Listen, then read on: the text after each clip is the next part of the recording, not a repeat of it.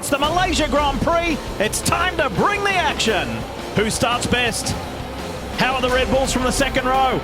It's Verstappen ahead of Ricciardo. Here comes Bottas popping out of the line. Ricciardo goes to the inside. Verstappen defends. And Bottas goes right around the outside of the Red Bulls. Great start, Valtteri Bottas. Not Daniel Ricciardo. Oh. Max Verstappen for the lead of the race. Wow. Look at this. The Red Bull has taken the fight to Mercedes. Where did that come from?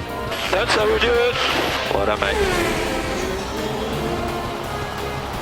Phenomenal fight and wheel-to-wheel fight between Daniel Ricciardo and Valtteri Bottas. Good hard driving, but very respectful racing. Very respectful racing, and in fact it turned out to be in Ricciardo's favour after a tussle now. On the weekend he turned 20. Max Verstappen wins the Malaysia Grand Prix, the second time in his career, and he did it in dominating fashion.